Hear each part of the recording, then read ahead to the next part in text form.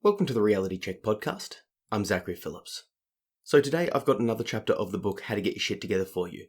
This one will be on noticing your warning signs. Now, before I play the chapter for you, I just want to sort of break down the reason why I'm sharing this one with you right now. The basic reason is that over the last maybe 2 to 3 weeks, I've been quite run down. I've had to take a bunch of midday naps almost every day for hours.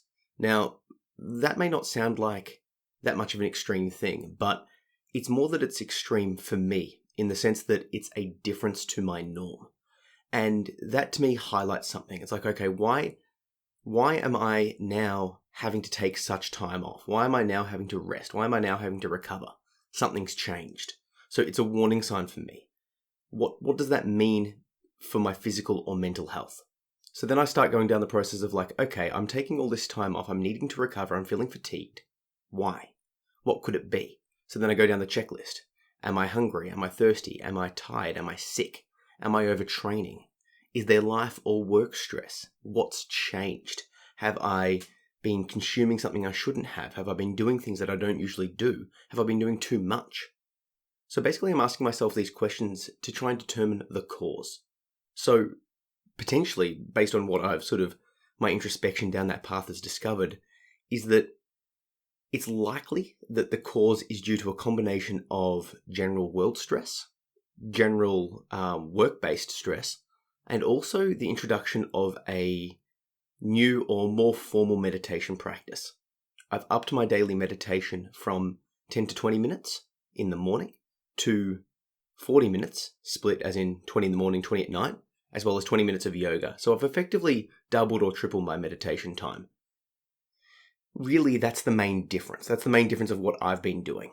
And what I've read is that when people up their spiritual practices, sometimes their bodies can take it as a sign that they've finally able to rest. It's like your sympathetic nervous system, parasympathetic nervous system triggers, and it says, hey, it's time to rest, it's time to recover. And that can cause people to have to take time off to recover their sleep debt. And that's sort of what it feels like for me. A potential other factor is that where I am in Victoria, we've been in the longest, most severe lockdowns due to COVID in the world. It's been going for months. Highly, highly restrictive to, certain curfews can't go past 5 kilometers away from the house. So very, very strict. But we're about to open up. And whilst that's great and lovely and amazing, I have social anxiety.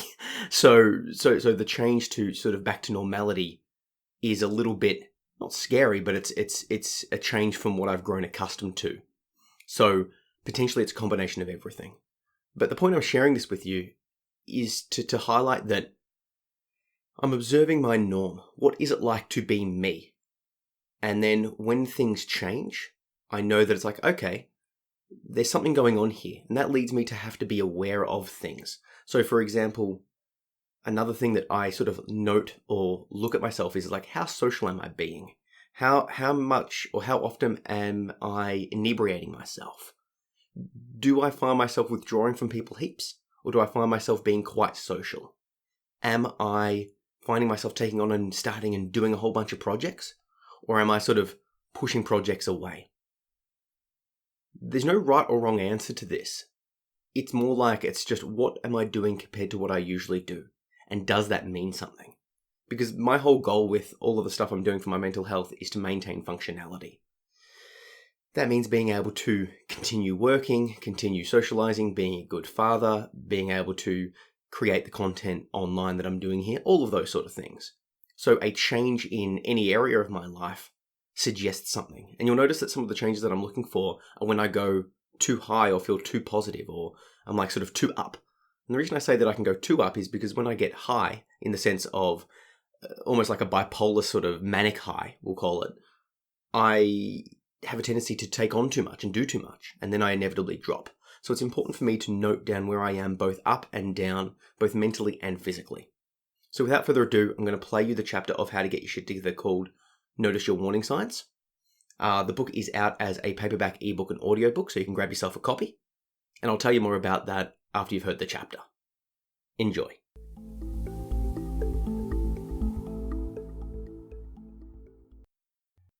Chapter 2.2. Notice your warning signs. Make not your thoughts your prisons. William Shakespeare. I've noticed a peculiar thing about my mental afflictions. They come with a warning system, kind of like a weatherman's forecast. My internal weatherman is not perfect, but he often provides me with some vital warning signs that can help me avoid an oncoming catastrophe. Sometimes the signs line up and I'm in for a week of mental anguish, emotional turbulence, and significantly diminished functionality. Other times, the storm innocently passes by and I'm quickly back to my normal self. If you knew that a hurricane was heading towards your house, you would take the appropriate action. That way you could best ensure the safety of yourself and your loved ones. Just like with a weather warning, I've taken action to prevent as much damage for the incoming storm as possible. However, unlike with weather, these actions can actually reduce the severity and the duration of the storm. If I'm especially lucky, I have enough of a warning to turn my internal weather around completely. By learning what symptoms precede an oncoming bout of anxiety or depression, you can take preventative action to reduce the severity and duration of the symptoms. It is by no means an exact science, but for me, there are specific things that begin to occur in the days and hours before the storm knocks me out of action. I have a fairly extensive list of warning signs. Typically, these will present in a cluster and only very mildly at first, but over time, if left unaddressed, they will progress in severity and I will steadily fall into a hurricane of mental affliction. What I'm trying to notice is a change from my normal. It is important to note that you are not looking to compare yourself to other people. Rather, you are looking for differences within yourself. My warning signs. Physical. I exercise twice per day, performing a range of different physical activities from running, weightlifting, swimming, tai chi, and Brazilian jiu-jitsu. Given the amount of time I spend training, I have highly tuned senses relating to my performance and ability level. In the days leading up to a bout of depression, I noticed a steady decline in all aspects of my physicality. I'm noticeably less coordinated, weaker, and I lose a lot of my fitness. As I progress into depression, my coordination often drops to such a low level that I find myself banging into doorways as I misjudge my approach. Habitual. I don't have a strict diet, so to speak, but I do eat well. This involves rarely eating junk food or consuming alcohol. So when I realize that I'm going onto the third chocolate bar or downing another beer on a work night, I take it as a warning sign. The same is true for television. I try to limit my screen time as much as possible, only watching the occasional movie or episode here and there. So when I find myself binging on a new TV series, I consider it a warning sign. I will often unknowingly give myself the excuse of, I've been working hard and I deserve a treat or to relax.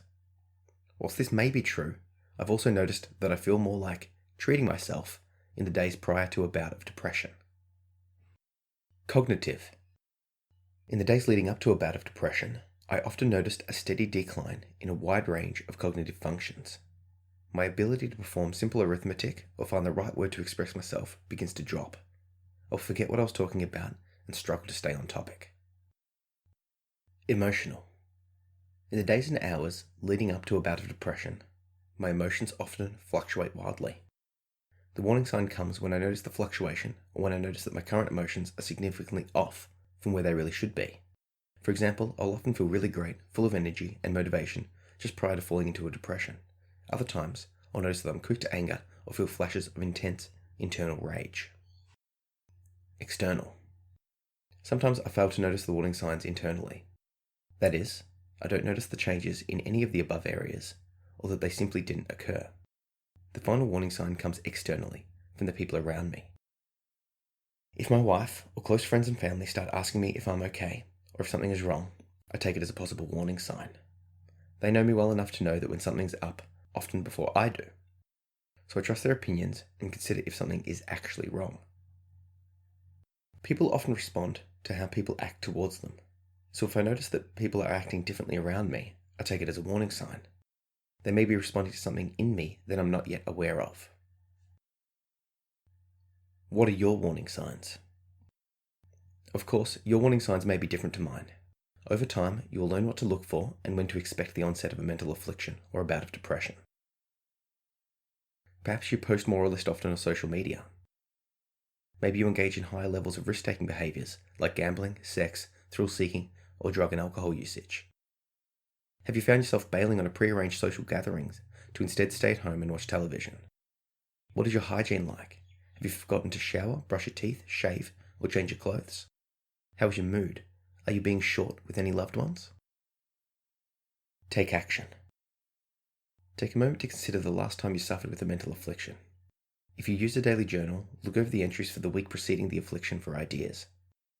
If you feel comfortable, ask a trusted spouse, friend, or family member for insights. Over time, and with each future occurrence of a mental affliction, you'll be able to get a more accurate understanding of what your warning signs are and how far out from the affliction they occur. Note down your possible warning signs and put them somewhere where you are able to regularly see them. With each affliction, refine these warning signs as much as possible. Once you know what your warning signs are, you'll need to have a method of ensuring that you notice them as they arise. This can be more difficult as it seems that the onset of a mental affliction can involve a diminishing ability to introspect. Although your physicality, cognition, and habits may be changing, you may not notice it until it's too late. While this will be a constant issue, there are a couple of methods that can help you to notice the signs. Implement the approaches that best work for you. Take action. 1. Write a sign to be placed on your wall that reminds you of your warning signs, or one that forces you to introspect whenever you look at it. For example, write, "How am I feeling today? Have I noticed any warning signs?" Or simply, "warning sign," would all work well. 2. Actively look for changes in your health, sleep patterns, mood and energy levels, your performance, work, academic and sporting, and habitual changes, like diet, exercise, drug and alcohol consumption. If you like this approach and use a diary, you could incorporate this tracking into your daily session. 3. Inform the people close to you of what some of your warning signs are and ask them to keep an eye out for those signs.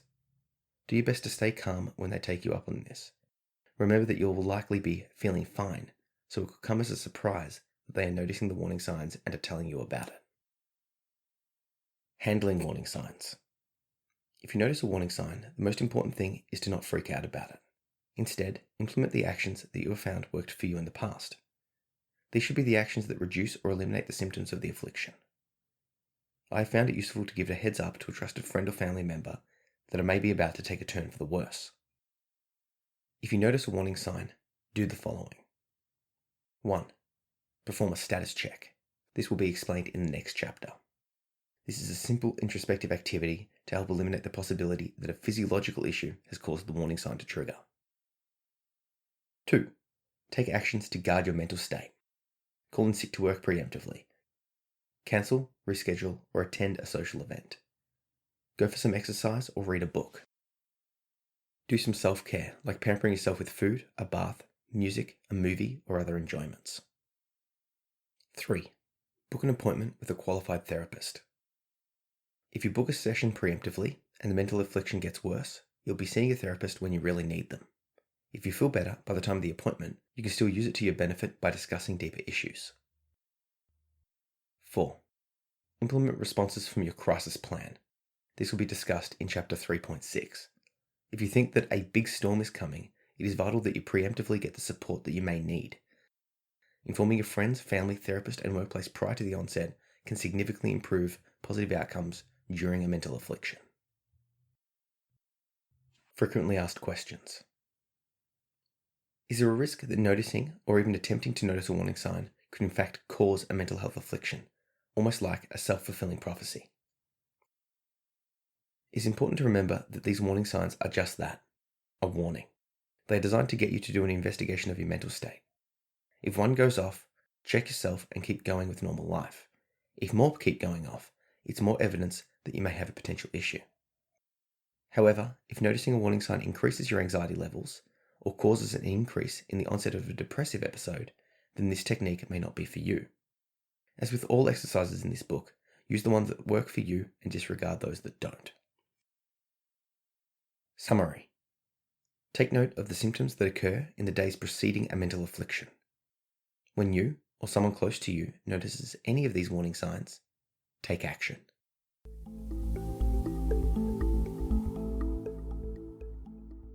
Okay, so that was So that was Notice Your Warning Signs, a chapter of How to Get Your Shit Together. That's a book that's out as a paperback, ebook, and audiobook, and you can grab yourself a copy now if you like. You can also click the link down below and read that chapter, because it's up on the website, along with a collection of the other chapters that I've put out for free. As I always say, I'm going to release basically everything I do for free over time. The idea being that I want the help and assistance and guidance and support and connection that I wish I had growing up to be available. I know that when I moved out of home quite early, when I was struggling with my mental health significantly, I didn't have the resources or guidance or anything. I had to sort of push through and survive and work it out on my own. It's obviously I was able to do so, but the amount of stress and mental anguish that caused is something that I can hope to reduce. So by all means, check it out, sign up to the email list, and you'll be able to get the content sent to you directly. And you can check out all of the free chapters that are up right now for How to Get Your Shit Together and everything else that I'm doing. But if you want to grab yourself a copy, if it's sort of like it's far more convenient to own a copy as the paperback, ebook, or audiobook. And if you want to support what I'm doing here, if you think what I'm putting out, the content is worth your support, grab yourself a copy. It's a great way to support and thank me. And if you do grab yourself a copy, please leave a review. It really does help to share the message. And on the content of sharing the message, make sure that you are reaching out to people in your life that you see struggling, that you see not quite managing things, or that you're a bit concerned about with their mental health. Chuck them a quick DM, a text, give them a phone call and say, hey, I'm here if you need. And that's all you can leave it at. Or you can do something like linking them this podcast, for example. And you don't have to say anything about it. Just say, hey, this might be down your alley. And if you want to chat about it, you can. And the idea is that you're opening the door to those conversations. I found that the best way to support people that are struggling is to share my aspect. Like, obviously listen to them and talk to them and engage with them, but share how you can how you've experienced similar issues in your life, and share the things that have helped you, and then sort of step back. It's about, if someone's sort of trapped down the well of depression, it's throwing the ladder down and offering the hand to help them up, and showing them how you yourself climbed out of that well. There's this tendency to want to get down into the well and sort of suffer with them, but that just makes you suffer along with them. It sort of brings you down. In my experience, the best way to help someone is to lead by example, to throw them the lifelines and let them climb out. And one of the ways you can do that is say, hey, check out this podcast, check out this book, check out this resource. I'm here to talk if you need to. So with that in mind, stay safe, stay well, and I'll see you next time. Cheers.